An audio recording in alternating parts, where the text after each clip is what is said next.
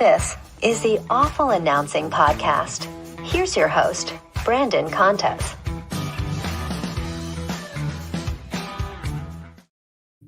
All righty, welcome to episode 113 of the Awful Announcing Podcast. I'm your host, Brandon Contes, and this week we were joined by ESPN Radio morning host Evan Cohen. Evan has been with ESPN Radio for 2 years now, hosting the morning show with Chris Canty and Michelle Smallman after what was a long and very successful stint at SiriusXM and Mad Dog Sports Radio, where he hosted the morning show with Mike Babchick for 12 years. And 2 years into the move now at ESPN, Evan gave us some clarity on why he went from Sirius to ESPN.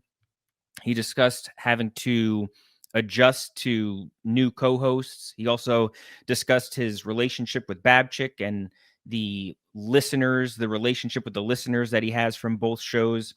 Evan spoke about seeing how ESPN still values radio. We also touched on the surprise of Molly Qerim leaving ESPN and First Take and whether Evan would be interested in hosting First Take more. We talked about growing up a Mike and the Mad Dog listener and now getting to develop a relationship with Chris Russo in his career. It was a really fun conversation with somebody who occupies some very valuable real estate in sports radio. So please make sure you rate and subscribe to this podcast. Make sure you also subscribe to Awful Announcing's YouTube page and enjoy this week's episode of the Awful Announcing Podcast with guest Evan Cohen. All right. He's been a sports radio host for more than 2 decades now, formerly of Morning Men over at Mad Dog Radio on SiriusXM. And now he co-hosts ESPN Radio's morning show with Chris Canty and Michelle Smallman. He is Evan Cohen. Evan, thanks so much for joining us on the Awful Announcing Podcast today. 2 years at ESPN Radio now. Does it feel like it's been 2 years already? Brandon, it's been an amazing couple of years. Some days it feels like it's been 5 minutes. Other days it feels like, because of our camaraderie, it's been a decade, because we're all hanging out outside of work. We're making trips together, and that doesn't usually happen that quickly. So some days it feels like we just started. Other days it feels like we're in year 10 or 20 because of how much we hang out.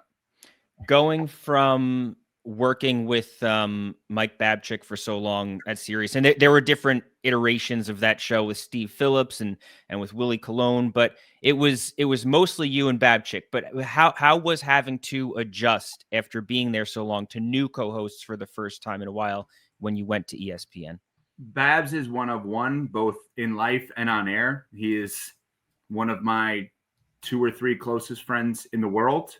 The show made us as close as we are, and the show not being together anymore does not change that.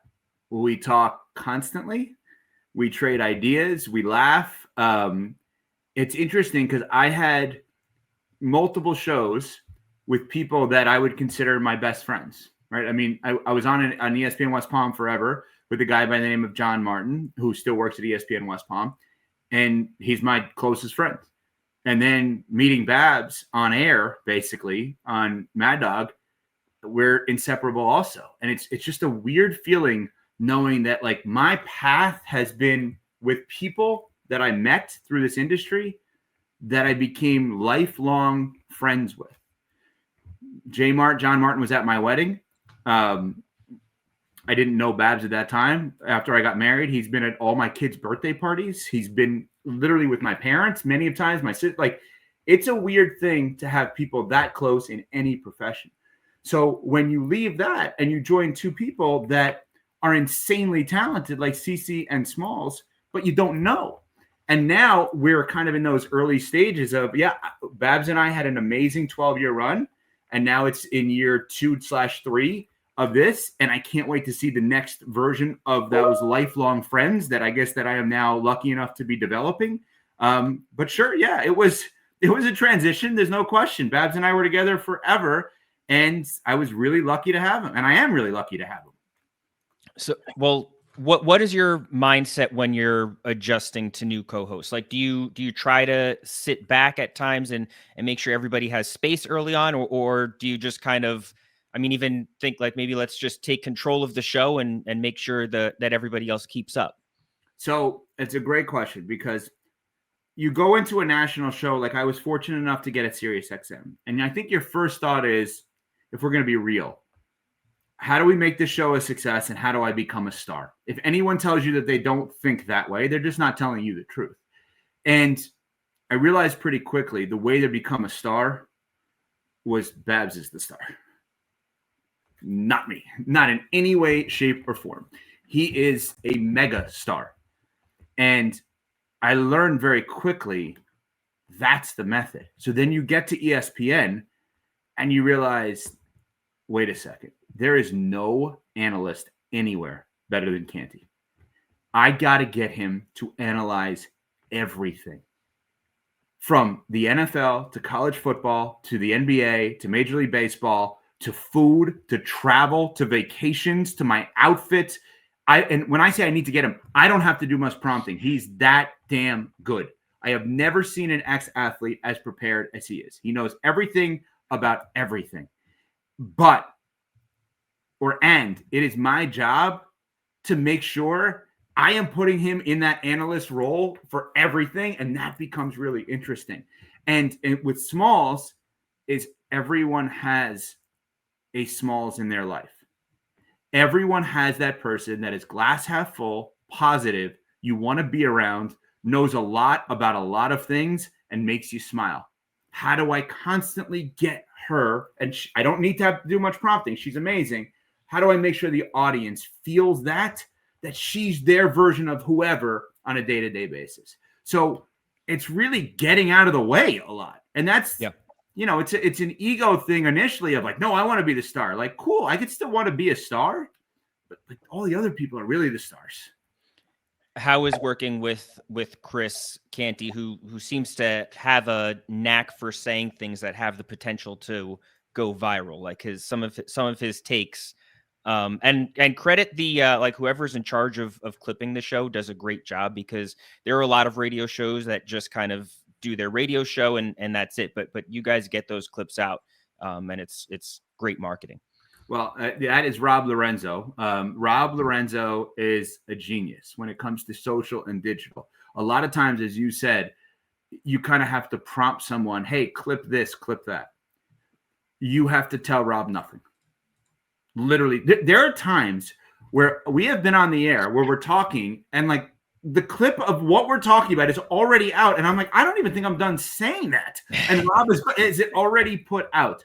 So he is brilliant. He is a genius. You've never seen people or anyone work harder than him. I mean, this is a guy, he goes to the ESPN New York offices at about 4 every day before he comes over to the ESPN Radio National offices at 5 for our show at 6. And then he's working on clips till all hours of the night. He just does not stop. The speed in which Rob works reminds me of Babs in many ways. Like they're very quick in the speed in which they work. Back to the CC part. So CC, where he's unreal, is a lot of the clips that you say, and you're right, go viral for his take on so-and-so. His shooting percentage is unbelievable, because a lot of times in the moment, you'll sit there and be like, what? Really? You think that's going to happen? A month later, that happens. Like last year, he was writing off the Bengals before anybody else. Bengals didn't make the playoffs. Right. He was on the Joe Burrow stuff really early. Really early. Last year, he also said, if I were the Cowboys, I would rebuild, not retool, and not build this thing up. People laughed at him. Well, what happened? He said they should trade Micah long before they traded Micah. Yeah.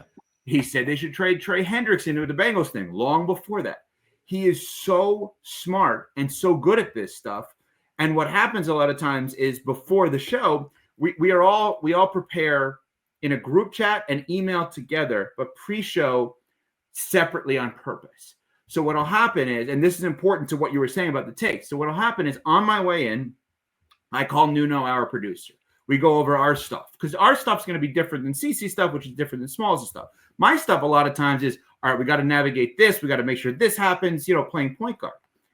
So CC will have these takes and Nuno will prompt it of, like today, for example, there was the two of them had a conversation yesterday because I overheard it about CJ Stroud, where they were like, okay, if CJ Stroud and the Texans offense does not look good against the Tampa Bay Bucks, there's something there. So Nuno will throw that out there. CC will fight him on it. Like not in a we shouldn't talk about that, but like sure. And then CC will go through the process of, okay, so if these things happen, here's where I think this could go. And he's right every time. It's unbelievable, right? So there's really a great process of developing these things, thinking them out, and he gets them right. Yeah, no, definitely a lot of this stuff. Like I'll see the clip go viral and be like, wow, that's a ridiculous take. And then a few months later, like you look back, it's all right. I'll sit next to him saying the same thing. Yeah. So maybe like it makes it also you realize that those takes are authentic too when that happens. No doubt.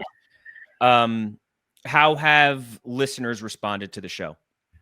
They seem to like it, and they seem to appreciate the chemistry.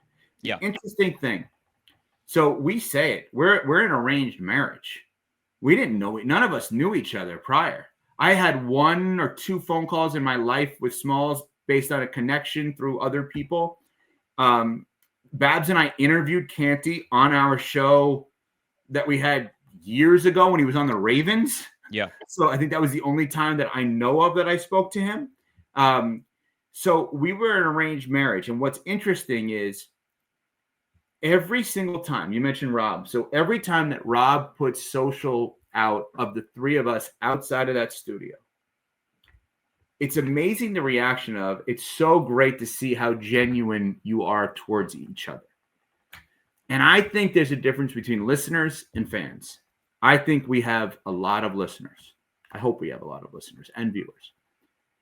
I think the goal is to develop fans, people that believe in the show, people that believe in the relationships, people that follow along with us. And I think that you're starting to see slowly but surely that's now happening, right? We're only, as you said, we're only 2 years in. So it's not like we've been on for that long. And I think they're seeing like, we do this hibachi event at my house now every year. We went to Lambeau last week together.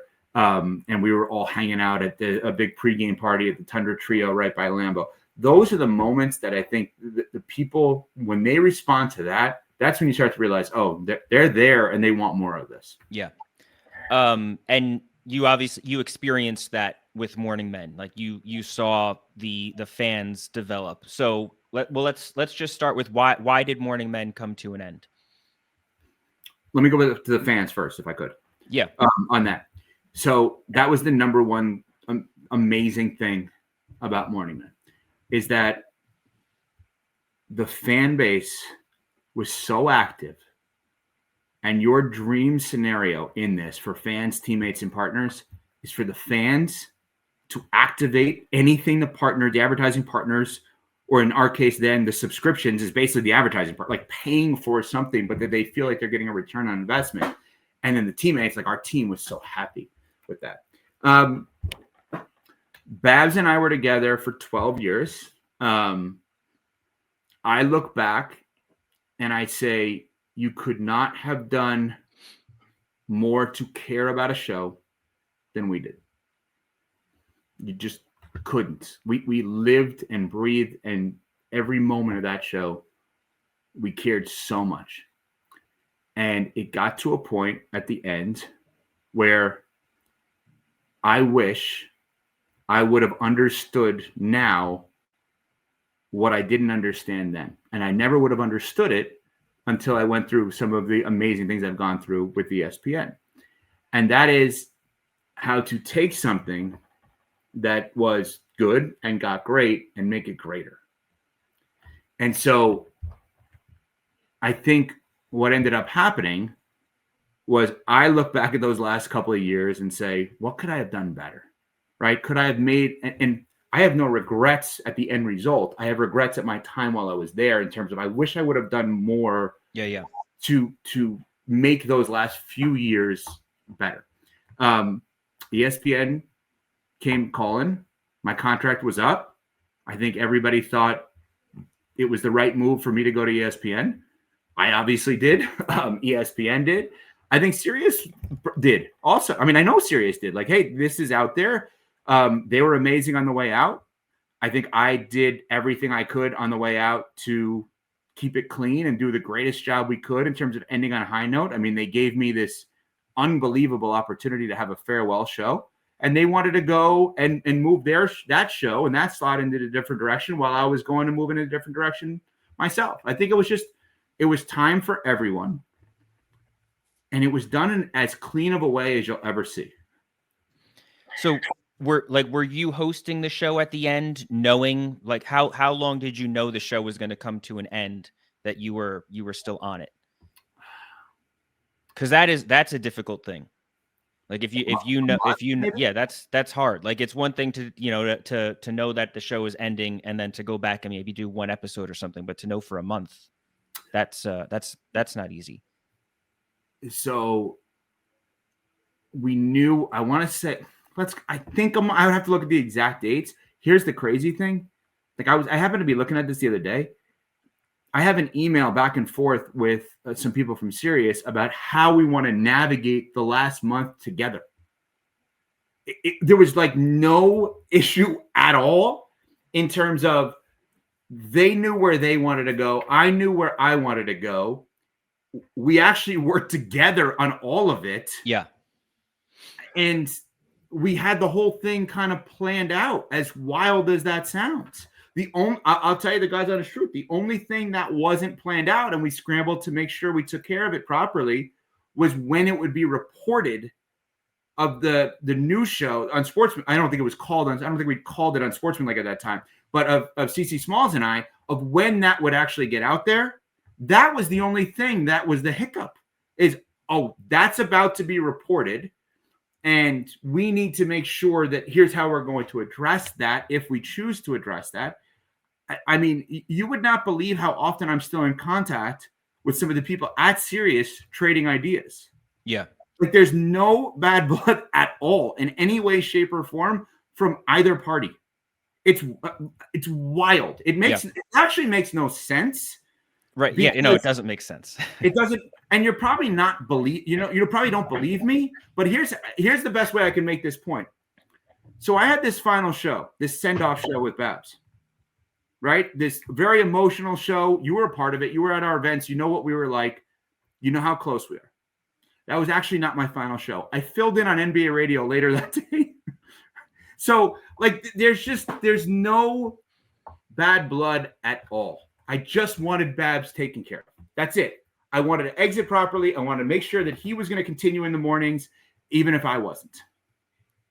So do you think that it helped that you had the ESPN show already lined up? Like would there have been bad blood if you were leaving Sirius and didn't know where you were going next? I don't think it would have gotten to a point where I wouldn't have been there fully. It's my guess. Yeah. My guess is I wouldn't have been on that show, but my guess is I would have had an opportunity to be a part of the company in some capacity. Gotcha. Because of how peaceful it was, right? Because of how professional it was. You can literally interview any single person there, and they will tell you the exact same thing. I'm telling you, they made a decision. I made a decision. We were doing it simultaneously, right? I had a hunch of where they wanted to go. I knew what was potentially in front of me, right? I think that neither of us pursued anything more in that moment because we all kind of realized this run on that slot on that show is probably over. I don't know that my time at that company would have been over if ESPN didn't want me. Yeah. That I'm guessing because right. I never engaged in conversation. I'd be stunned based on my current conversations if there wasn't some sort of idea. I'm not saying I would have been 5 days a week in the mornings. I wouldn't have been, but I would have had something, I think. Did you feel, so like you had mentioned that you look back and you wonder if there are things that you could have done differently in the last few years. Did you feel like the show was getting complacent or stale? Like, or do you look back now and say, no, like Morning Men still had more to give? So I feel like I didn't know it was getting complacent. because all I was doing was talking to my best friend every day. So that was always going to be fun for me. I probably thought everybody just thinks it's still as fun. Yeah. And I probably wish I would have done, even if it would have ended, I wish I would have vetted it and done a better job of acting as if, cool, we reached these points. We built literally something from nothing. There was never anything like that at Sirius on Mad Dog Sports Radio. Like, there was nothing that I'm saying of a show that didn't come from somewhere else or hadn't had a name prior or anything like that. So but I didn't know that then. Right. But then, Brandon, then you go back, then you think about this. All right. If I wasn't unknowingly complacent, am I on this show that I'm on now? Right? Maybe they're eager to say, hey, let's extend you guys. What, am I not going to sign a contract to be on Sirius with that show that I loved? Right. Right. So I'm unbelievably fortunate because my complacency, let's say, to use your words, and you're probably not wrong about that, led to insane motivation to make this show amazing. Yeah. So I got lucky in many ways. I failed up. So how did the fans and listeners react to you leaving that show? Yeah, that was a hard one. Because Babs and I would always talk about on the air how inseparable we were and how we wanted to go forever. And then it was probably portrayed, and I understand this, as I was dumping Babs, which is not what happened. And so I understand if I took heat, that's okay. That's normal. That's a compliment, right? That means, hey, there was something there that you guys all liked for so long that you want to continue. So that part is always tough. But the great part about today is it's not like I can't keep in touch with them.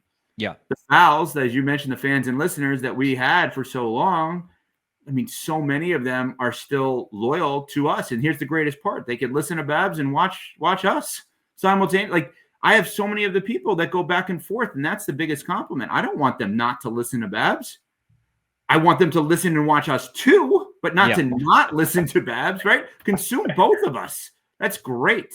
So I think the ones that understand Babs and I and understand who we were and who we still are as friends consume both of us. And a lot of times I bet you it's based on different topics, different times of day, times of the year, et cetera, in terms of what we're going to give versus what they're going to give. It's, so on and so forth.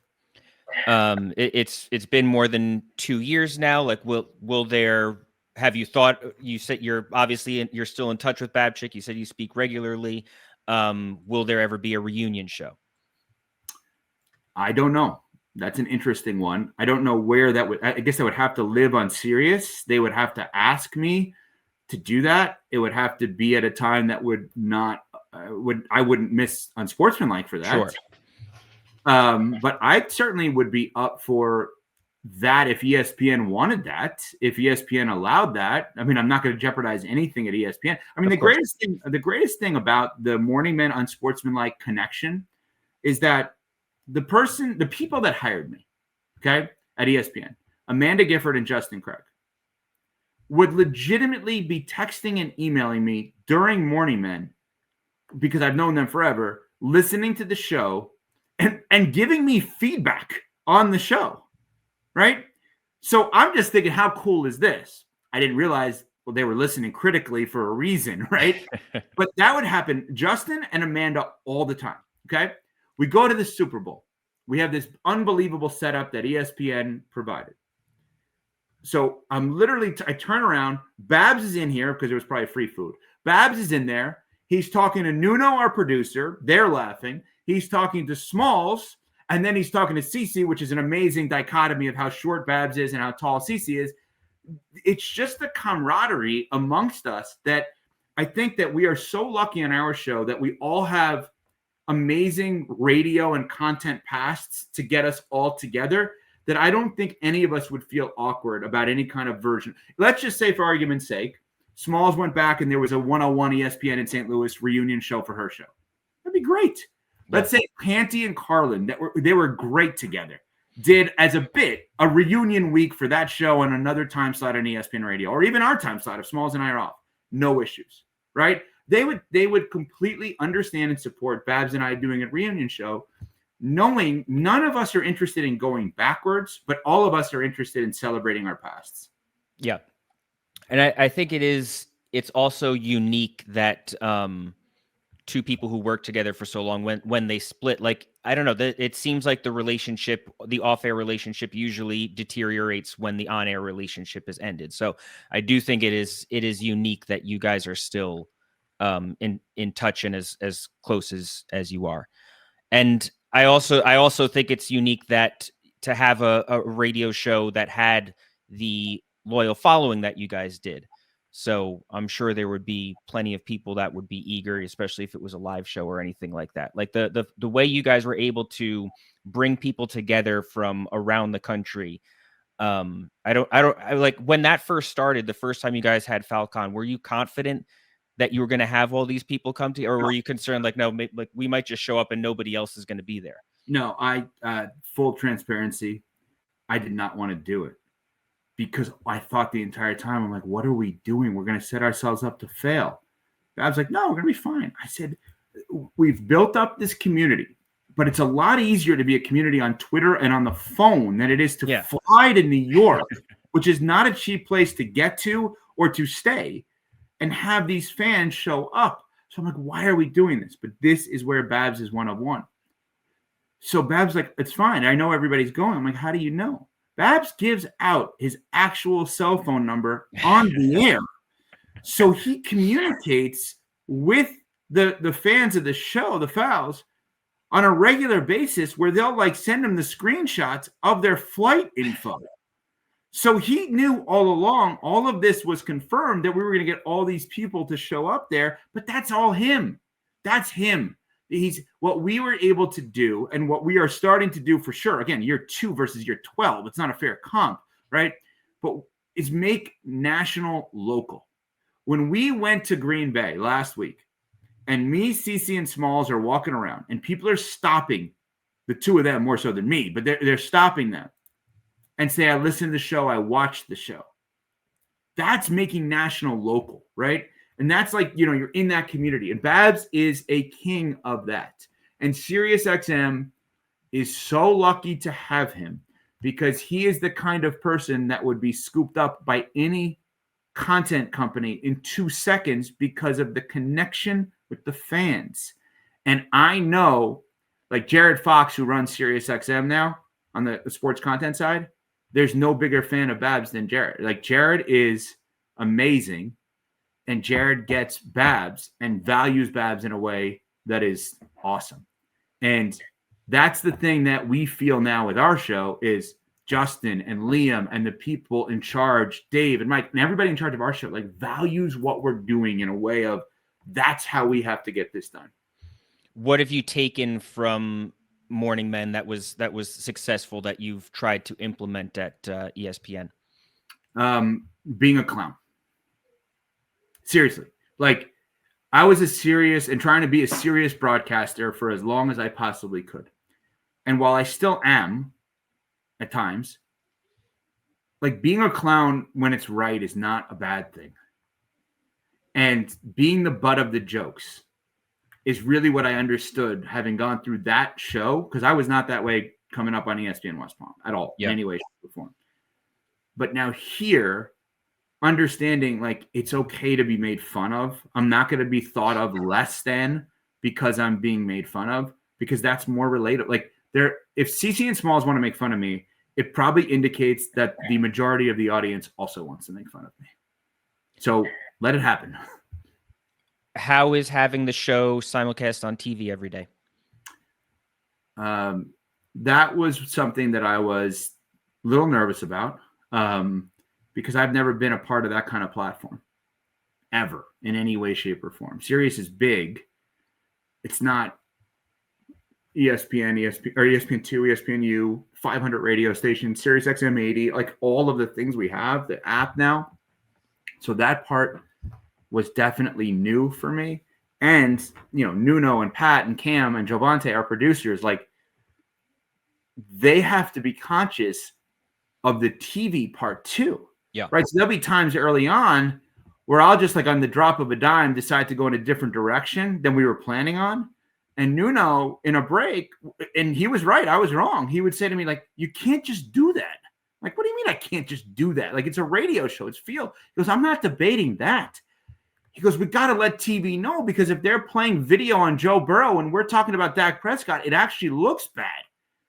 I'm like, really? I have to worry? Like, yeah. Yes, you have to worry about that. You're doing a radio show, but you have to be conscious of the TV show too.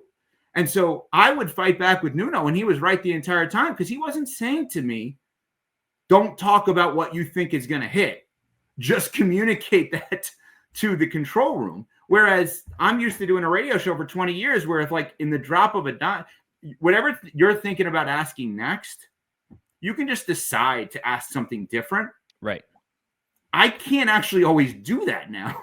Yeah. I mean, I can, but it's literally hitting the talkback button and saying, no, let's think about going here. Or him saying to me, let's go there. Right. Like, that's different. Hair and makeup every day, that part's different. Looking at a camera, all that stuff's different.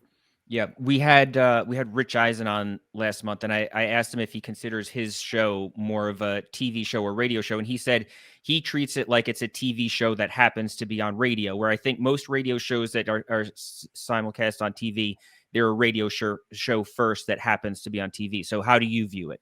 That's the way you said. Yeah. Yeah. So Rich is on another level. Rich is unbelievable. Rich has an ability to do that and still be great on the radio, right?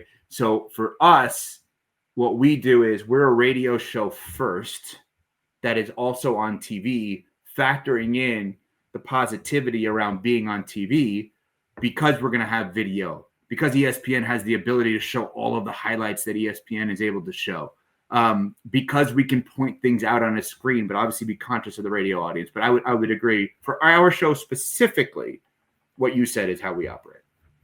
Does it feel like, having been at ESPN for 2 years now, does it feel like ESPN still prioritizes radio? Oh, God, yeah. More than ever. Like, that's the wildest thing on this, is you are totally in the right to ask that question. But the craziest thing that I think that people think is that ESPN doesn't prioritize radio. And here's why. I have countless examples as to why I would think that it does. So the number one thing that you can do in terms of radio is make it into a business where everybody makes money, right? So what did ESPN do? And in full transparency, I also work for Good Karma Brand, so I am biased in my next answer. ESPN said, let's get the people that are better at selling radio than anyone in America, that they treat radio like marketing and content partnerships, and let's work with them to build this thing up. So ESPN decides to partner with Good Karma Brands to invest even more in radio sales. That's number one. Number two, if you look at the hiring of CeCe, of Smalls, of myself, of Clinton, of Q, Myers, Harry Douglas, Freddie Coleman, Amber Wilson, Ian Fitzsimmons, the entire Emmett Golden, the entire team, okay? Jay Reynolds. What they decided to do, Justin Craig, Amanda Gifford, Dave Roberts, Mike Foss, Mark Gross, all the people that have been involved, what did they decide to do? They decided to say, what has worked historically at ESPN Radio? And you know what it is? Find radio people to do radio shows. Greeny, Golick, they weren't megastars until they got to ESPN Radio and were amazing. Okay, Colin Cowherd, Portland, Oregon to ESPN Radio, megastar. Yeah. Ryan Russillo, awesome. Was not a radio star. I'm sorry, was not a TV star, a ringer star, or Barstool star like he is now. But then he loves this. Ryan Russillo works his ass off and worked his ass off on radio to make it into a big radio platform. Labatard, all of these people that were radio people that came up how we came up. So they're actually, in many ways, recreating what they deem to have worked for them the most and trying to do it with us. So when people say, does ESPN care about radio? Yeah, I think they care about radio more than ever. Getting the best sales team and building radio with radio people sounds pretty good to me. Yeah, no, that's a good point, because like you guys replaced or followed Max Kellerman, Keyshawn, and Jay Williams, correct? Who are yes. Okay, let's talk about those three. You will not find a smarter person and better broadcaster than Max. He's unbelievable. Literally the best boxing announcer ever. Brilliant basketball mind, right? Keyshawn, go ask anybody at ESPN LA. They absolutely love him. He's brilliant as well. Pat and Nuno tell me all the time about how his takes were like, are you like almost Canty like in this way of like, are you sure? And then, oh, wow, it's right. And Jay I've become very close with, because Jay's still with us at ESPN. Jay is so smart and such an entrepreneur that at times I've literally said to Jay, I'm like, why are you wasting your time doing things like dumb me? Like, you should be running a Fortune 500 company. So those three are superstars. And we follow those three. Correct. So did that, they weren't necessarily, I mean, I know like Max and Keyshawn, they had plenty of radio experience, but at that point they didn't seem like radio guys that were getting partnered together for that show. So did it feel like a lot of star power to follow? Or is it are you more so just kind of knowing that, no, you guys are your radio hosts at heart, and you don't really worry about it? Sorry to interrupt, but to me, Brandon, it's not about following. Yes, I said we technically followed them, right? But I look at it as like, we got to build on what they did, right? So Mike and Mike, obviously, insane what they were able to accomplish. The greatest national morning show on the sports side ever, not even a close second, right? And that the 6 8 to 10. So you have what they did. Then you have Trey Wingo and Golick Jr. You take what they did. Okay, so they built upon that. And then Zubin, and then Max, and then Keyshawn and Jay, and all of the teammates that we have had previously. So every single year building, right? The least likely group to build was our group. If you just think about it logically, like how are these three going to build on those platforms when all of these people were staples on ESPN? Right. And the way to do it was simply show up and do our job every single day and let this process play itself out and care about this as our first priority and only priority, right? So what ESPN has done is they did an amazing job of making sure that this show is the number one priority, and then everything else supplements that. Whereas to the other teammates that you mentioned, credit, they all had a million responsibilities simultaneously. Yeah. Right? So CC does First Take every Tuesday. That adds on to this. He doesn't miss our show. Smalls does NFL Live. She does Vibe Check. She's able to do our show in addition to those things. So I think it's our job to build on what our teammates prior did.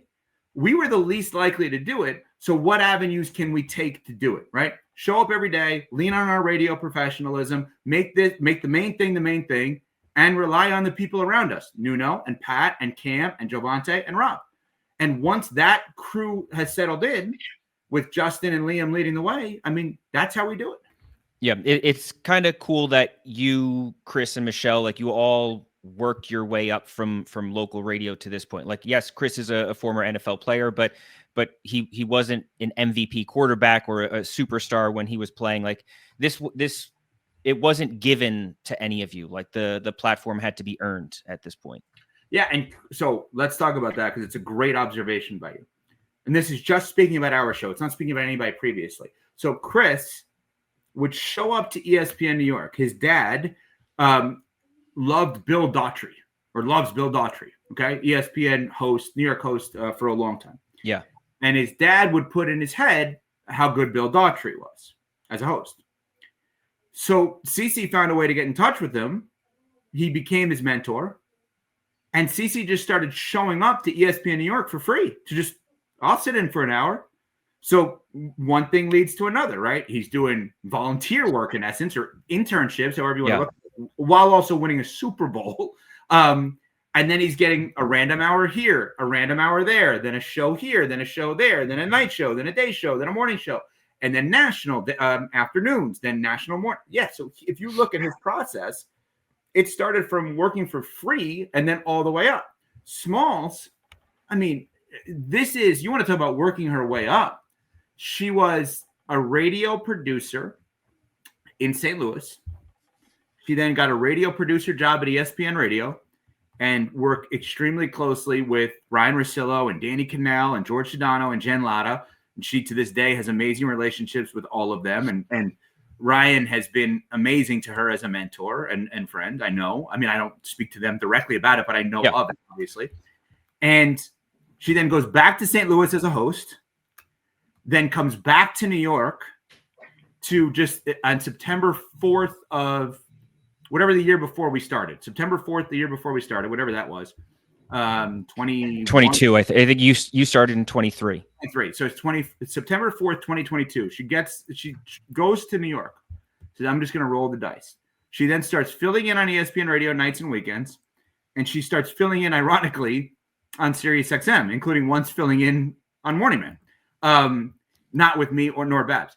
So she's doing all of that. ESPN is putting this show together. Justin and Amanda at the time were kind of looking at, okay, who could be with who? How do we work this out? And she gets hired, and she was literally on a fill-in shift. Justin Craig texted her, I need to talk to you after the show. Now, you get that text, you get nervous, right? It's like, oh, my God, what did I do? I think that she was just ready to sign a new fill-in part-time contract. She's like, maybe I don't get it. And Justin presented her the opportunity to host in the mornings. And so, yeah, the three of us really did work our way up. But the two of them, I mean, to their credit, they worked their butts off to get to this place. Is it concerning at all that there's been so much turnover at ESPN Radio in recent years? Like, I think you guys might be now the longest tenured show in that lineup in the time slot that you are. And I think that's part of why there's the question sometimes about ESPN, whether it prioritizes radio or not, because of all that turnover. Yeah. No, there's no worry at all about that, because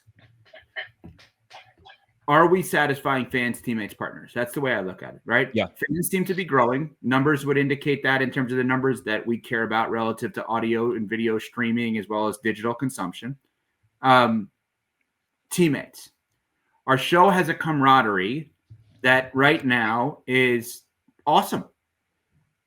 They send us on the road together. We hang out together at my house, out to dinner with significant others, with other members of ESPN and ESPN Radio and the hair and makeup team, which has been, you may laugh when I say this, the hair and makeup team has been a huge positive influence on this show. I'm being serious. And they hang out with us all the time because they're just from Lou, Anita, Ashley, our three hair and makeup artists. We come in the morning, first people we see, they put a smile on all of our faces. They come to our events. They hang out with us. So like now you're thinking, okay, well, the teammate part of it, fans, teammates, partners, fans growing, engagement with fans, teammates. It's not just the three of us. It's Nuno, it's Pat, it's Cam, it's Jovante. It's the makeup artist. It's Mike who runs the whole operation with us. So now we have an army. So in theory, in your hypothetical, not that you're suggesting this, but in your hypothetical, getting rid of us is getting rid of a lot of people. Right? There's a lot of people that you would have to get to buy into whatever is next. And the partners. So I can only speak towards what I've been told. Nuno has been there a very long time, as has Pat. And they say the advertising partners that have jumped on board with this show have been tremendous relative to growth year over year. So I don't know what else I can worry about other than those three things. Sure. Yeah. Is the show, do you guys broadcast from New York every day? Or is it Bristol? So we're in New York. We're at the new ESPN building, the Disney building on 7 Hudson. We have a studio there. It's in the same building as First Take and Get Up. We were previously in the same building as them also, but we all moved to a brand new studio. The only time we're not there is if we have special events or family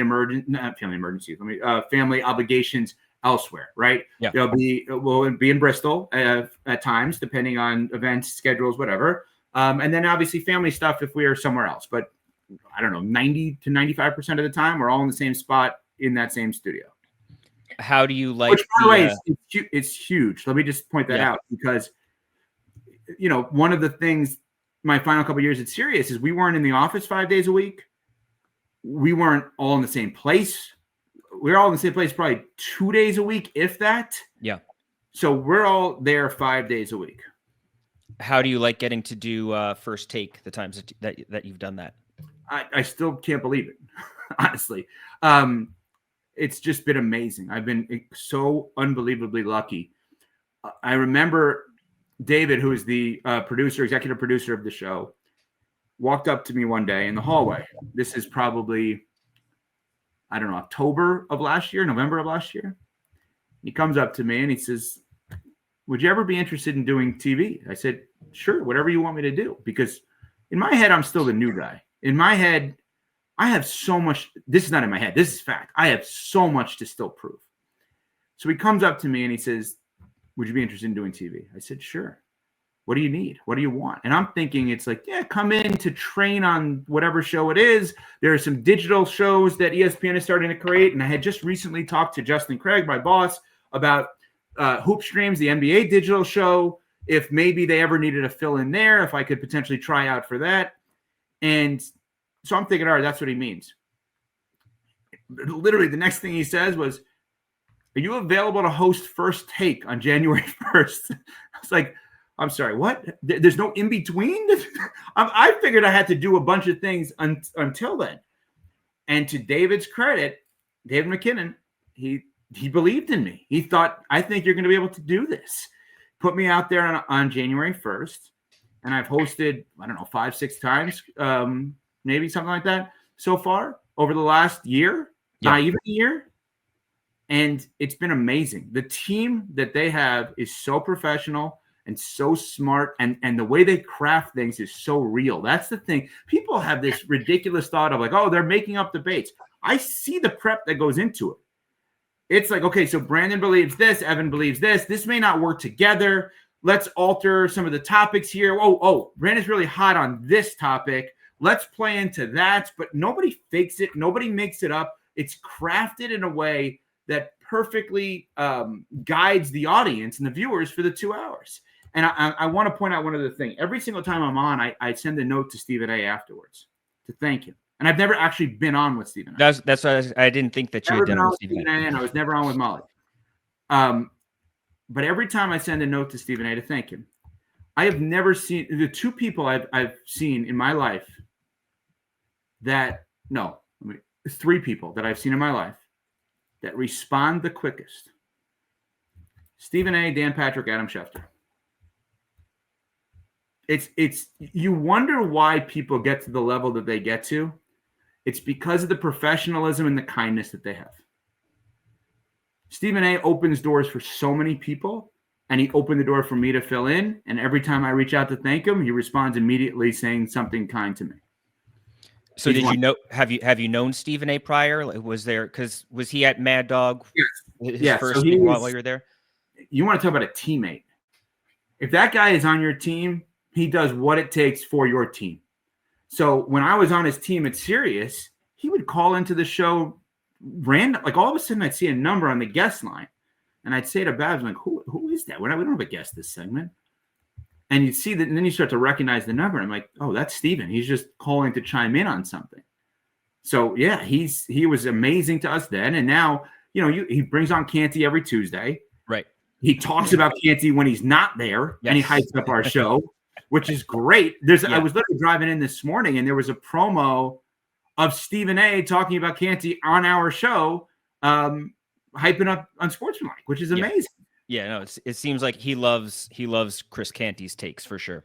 Yes, he does for sure. Our producer was his producer for years, so he's got the relationship with Nuno as well. Yep. Yeah.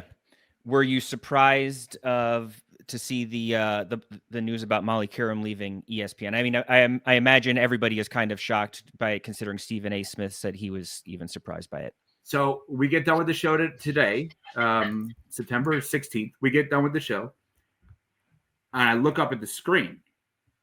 I'm like, Steven's on like a one shot. Is everything okay? I thought something was wrong. I mean, something changed obviously, but I didn't know what was going on. And so Nuno said to me down the lines, because the producers are in Bristol actually, but we're in New York. So Nuno said to me down the line, Steven is addressing Molly leaving. So that was at, I don't know, 10:05, 10:04, whatever it was.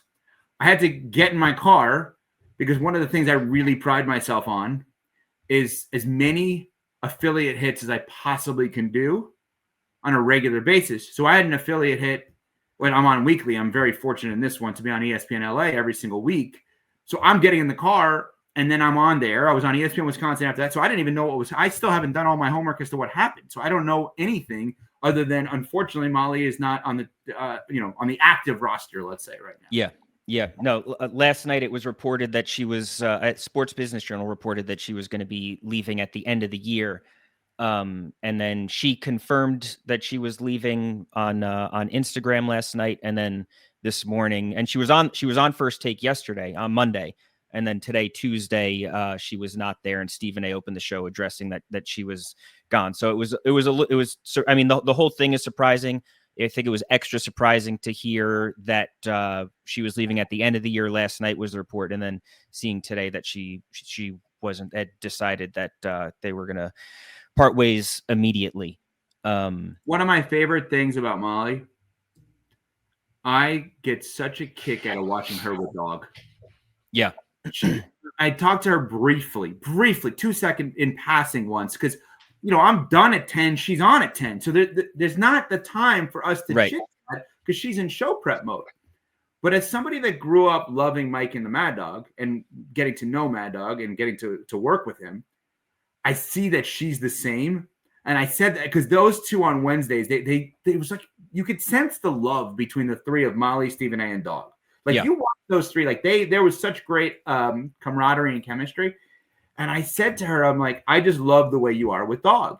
And she said, my whole family grew up on that show and with him. And like, I get such a kick out of him being there. And for me, again, I still look at myself somewhat as a new guy. Like that was cool for me to relate to her in that regard, because that's the way that I am. I still get a kick out of seeing him.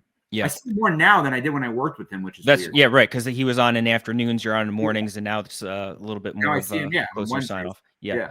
So would you be, obviously, I know you said you don't really know everything that's going on, so I don't want to hold you to anything, but would you be interested in hosting First Take more now that they're going to need a lot more fill-ins in the next, like Stephen A is hosting himself this week. I'm sure, I doubt that that's going to be the long-term plan. So is that something that you'd be interested in doing more of? I have interest in Dave Roberts and the entire content team doing what they think is best for content, and any path they have led me down thus far has been amazing for Unsportsmanlike. Did you get to host First Take when Dog was there at all? No, I have not filled in with Dog there either. I don't know if he has. He may have it in his contract where he's not allowed to be near me on air. I'm not sure. But no, I have not done that yet either.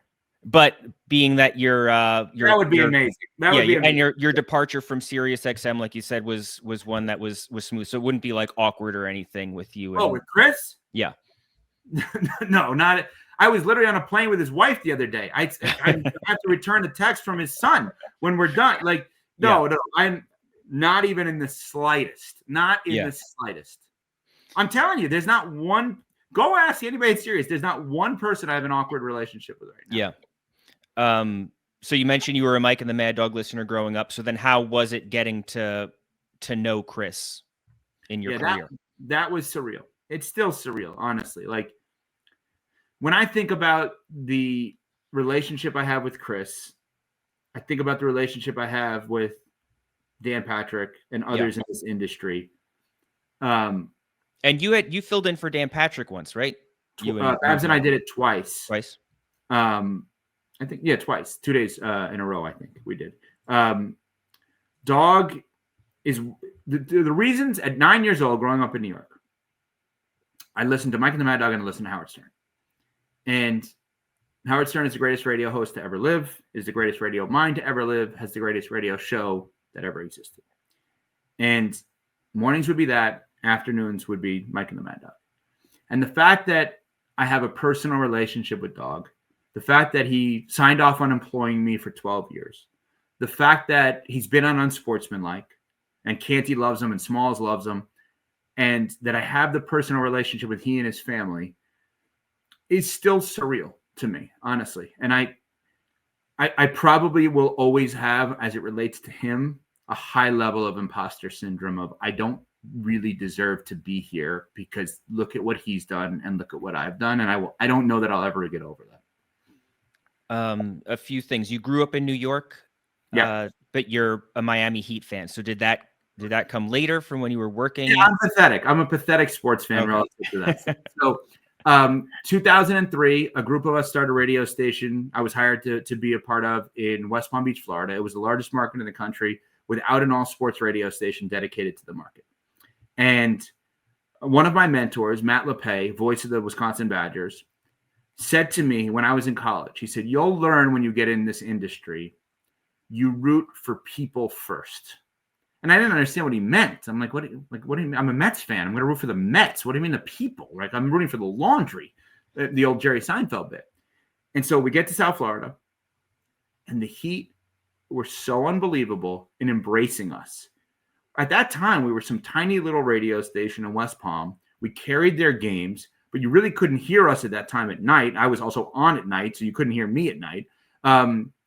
And they would give us guests. And they would invite us to games, and they would give us press passes, and they would say we could broadcast right in front of games. I'll never forget one time we're a tiny little station. I'm broadcasting in front of the arena. John Martin, the guy I mentioned before, he and I are sitting outside on a makeshift table, probably with like a banner we created in arts and crafts class. And I look down to my right. I'm like, there's another makeshift setup here. Who the hell is that? I'm like, that looks like my camp counselor. And I walk from when I was 12 years old, and I Camp Winaki in New Hampshire, and I walk over. I'm like, that is my camp counselor. And Stugotz, Sean Wiener, was my camp counselor when I was a kid. And it was him broadcasting right there next to me. And I didn't know he was in radio. He didn't know I was in radio because we had lost. I'm like, why is my camp counselor here? But the Heat were always amazing to me. I think they're the best organization in all of sports. The way that they treat people is phenomenal. Their players are class act, the organization. So I started rooting for the people. So I moved down there, and they were so good to us, and they still are, that I just started rooting for. This is before Wade, before Shaq, before LeBron, before any of these guys. How was Stugotz as a camp counselor? I just remember him always with a lacrosse stick. There was never a time where he did not have a lacrosse. There were times where he would like put the lacrosse stick on the ground and like put like the butt of the lacrosse stick into his stomach because he didn't want to like fully stand up. So he'd almost use it as like a cane on his belly, which he didn't have like a belly, but I'm saying on his stomach. Yeah, but he was. I mean, he and I have always, well, since that moment, have always stayed in touch. Yeah, that's a pretty crazy story. You mentioned being a Stern listener. Did you get to interact with Howard at all when you were at Sirius? Because I would imagine at least during your early years at Sirius, Howard was still going into the studio a bit more often. So when I left SiriusXM, I sent 50 or 60 thank you notes to people because I had a 12-year run. Yeah. Sirius.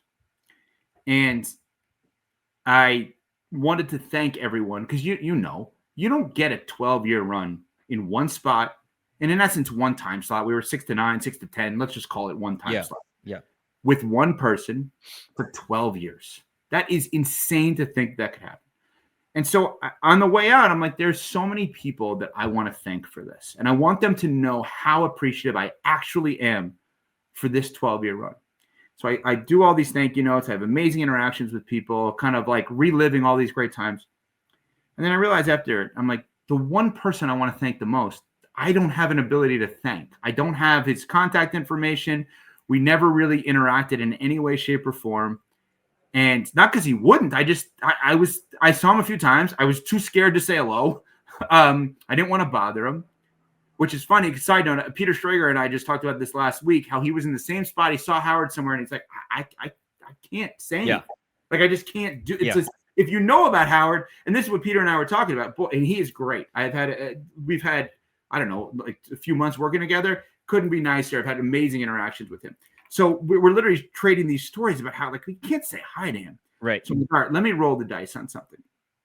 So I sent an email to someone that I knew had his email. And I'm like, listen, below is an email that I would send to Howard if I had his info. I'm not actually asking you for his info.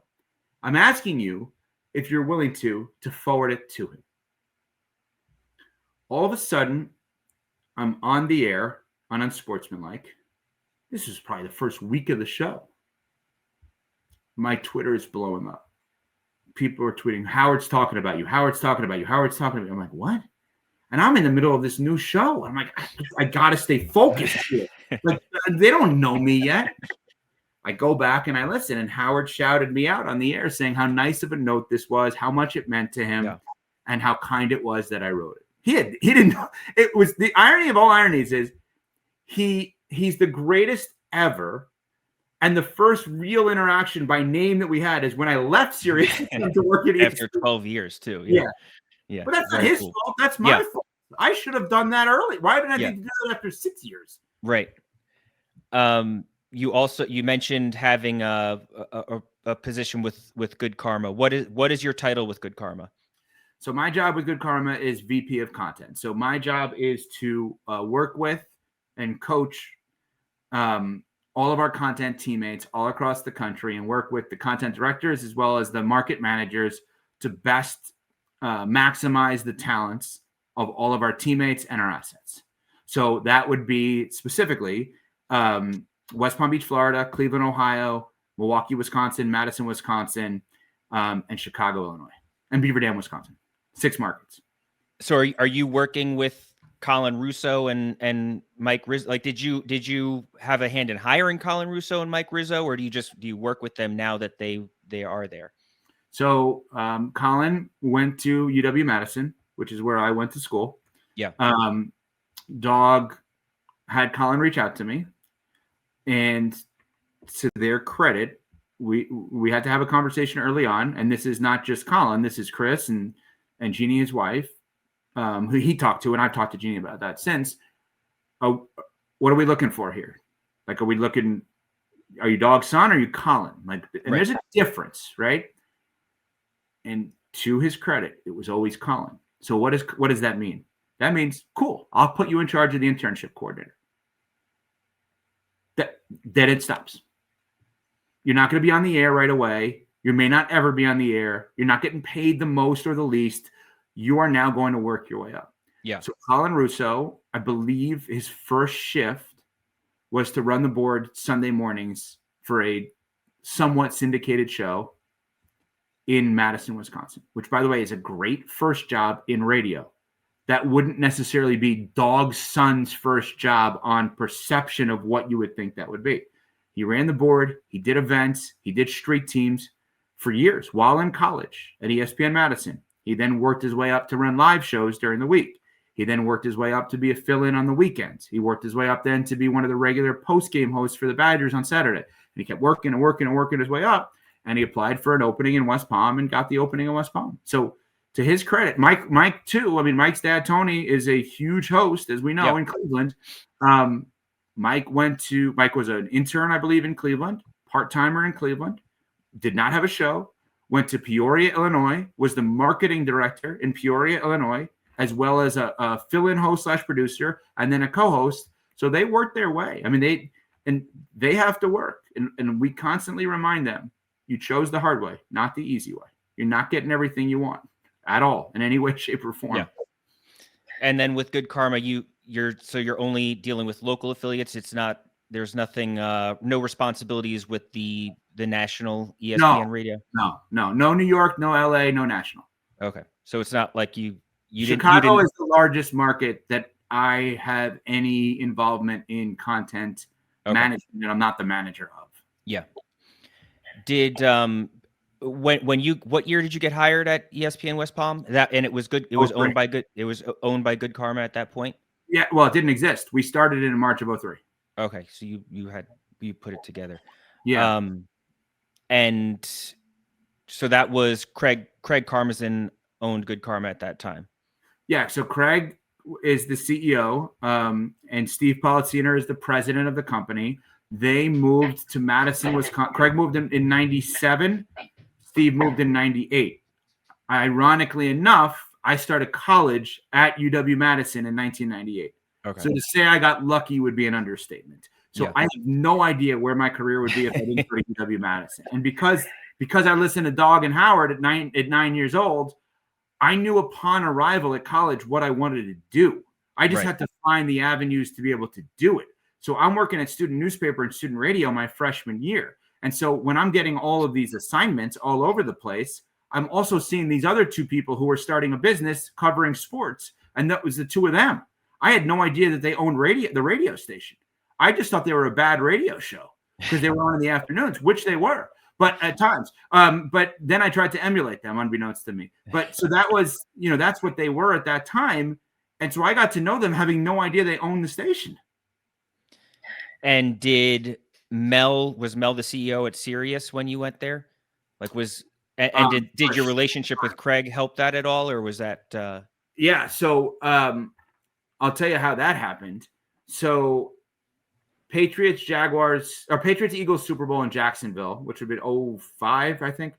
I go to the Super Bowl, and we had 5 tickets to the game. So 4 were in one section, 1 was in another section.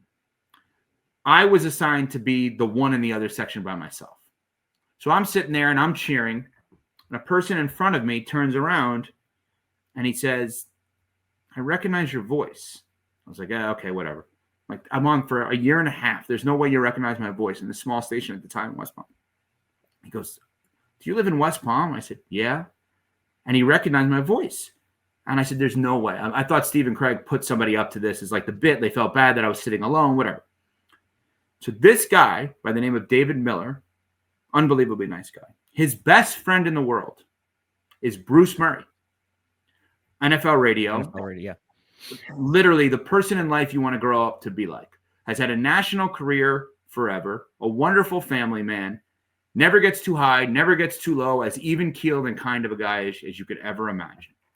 And David's best friend is Bruce. Bruce at the time was doing a show with Bill Pito, who I've never met, actually. Bill left SiriusXM to go to MSG full-time, which ironically enough, he's still at, right? So I'm sorry, I skipped years. So that's 2005. So I meet this guy, David Miller. We then ended up hitting it off at the Super Bowl. We kept in touch. Fast forward 2011. That's when Bill Pito left SiriusXM to go to MSG full-time. Bruce had a co-host. David Miller tells Bruce, "This is the guy. You should talk to this guy." Bruce Miller tells Steve Cohen and Steve Torrey, who were my bosses for 12 years. They listen to my stuff. They reach out to me. I call Craig because I was nervous. I'm like, I was not applying for a job. I'm not about to lose this gig at ESPN West Palm. Like, if they're thinking that I'm flirting with someone else. I call Craig. I'm like, "Here's what happened. I don't know if this is for real. Like, I don't want to go around anybody." He goes, "All right, let me call my dad." Calls his dad. His dad, Mel, was the CEO of a $1 billion company. The morning fill-in host possible at Mad Dog was not going to be something that was on his radar. If it was, SiriusXM would not be as successful as it is, right? So that's just should not be on his radar. So he gets back in touch with Craig. He said, "Yes, it looks like the people in charge are interested in trying him out." Okay. Now, mind you, I'm living in South Florida. This is June of 2011. They fly me up for a tryout. June of 2011, Bruce Murray and I. The 3 shows we did all were centered around the Mavs and the Heat in the NBA Finals, which is what I was talking about every day anyway. This was not like me going there and talking hockey, which I'm not as familiar with, whatever. So I'm like, if I don't get this, I just think like I should just give this up because the subject matter is literally something that I talk about all the time. And so I go and I do the tryout. They call me and they offer me the gig. Here's the problem. I wasn't interested in leaving Good Karma at ESPN West Palm. So at that point, I don't know. It was all worked out between Steve, Craig, and Steve Cohen. Was Mel involved? No. Am I an idiot to think that Mel's presence didn't help me? Of course it did. Right? Because can we kill 2 birds with 1 stone? Can SiriusXM get what they want? And can Steve and Craig get what they want? Right. And it ended up working out, I think, for everybody because I don't think either company thought I was shortchanging them. And interestingly enough, what ended up happening is I got the job to host with Bruce. I never actually hosted with Bruce. 2 weeks prior to me starting, Steve Torrey called me and said they were moving someone that's actually become a really good friend of mine, Jason Horowitz, now Raiders play-by-play guy, to the college and pro stations, the NFL radio and college sports radio. So we'd actually rather you host in the mornings because Bruce can go solo. They wanted me with Phillips and Babs. So at Jason, so you would think, okay, that's going to be all of my stories that you think would be awkward ended up not being awkward. So Jason, you would think, okay, well, he's not going to like me because I'm technically replacing him, even though he's going somewhere else. Well, as a result of this, I moved to New York City. I leave Florida full time and moved to New York City. We enroll my kids in preschool. There's an open house before the preschool starts. I see the names of the parents and I see Jason Horowitz. And I'm like, oh my God. Jason and I start talking. I love the guy. Jason Horowitz is the greatest guy ever. And he loved Babs and I, which is the weirdest thing ever. Because that was his slot that he left to go somewhere else. Right. And yeah, my awkward situations somehow don't end up as awkward. I'm just the awkward one. So how long were you doing mornings at Sirius and you were doing you were doing afternoons at ESPN West Palm until just a few years ago. Yeah. So I think when I stopped, right before I stopped Sirius, I stopped ESPN West Palm. So I was doing it from 03 to 23. Yeah, no, that's crazy. It's amazing to see how many times like all these different your career kind of like intersected, like just the whole Good Karma with Craig and then Sirius with Mel and Good Karma with ESPN, and then now you're at ESPN and Chris Mad Dog Radio at Sirius, and then now Mad Dog is also at ESPN, and then Colin Russo is at ESPN West Palm, which you have a hand in with Good Karma. Like, yes, all these different intersections going back and forth. It's quite the career path, quite the run. I got very lucky, and I have a lot of people that I've been fortunate enough to look out for me, right? From Steve and Craig to the people at Sirius to Justin and Amanda and all the people at ESPN. And I've been very fortunate. And it's also like, I guess because I also do part of the management job, I understand the times what they're going through dealing with people like me, which is not easy to deal with at times. Yeah. Evan, you were great. Thank you so much for doing the podcast today. Really appreciate it. Thank you. I appreciate it. This was awesome. Of course. That is Evan Cohen. I'm Brandon Contes. This is the Awful Announcing Podcast. Please rate and subscribe to this podcast. Please also subscribe to Awful Announcing's YouTube page. But regardless of how you consume Awful Announcing and the Awful Announcing Podcast, thanks for listening and be good. Thanks for listening to the Awful Announcing Podcast. For the latest news spanning the sports media landscape and more, check out awfulannouncing.com and follow us at Awful Announcing.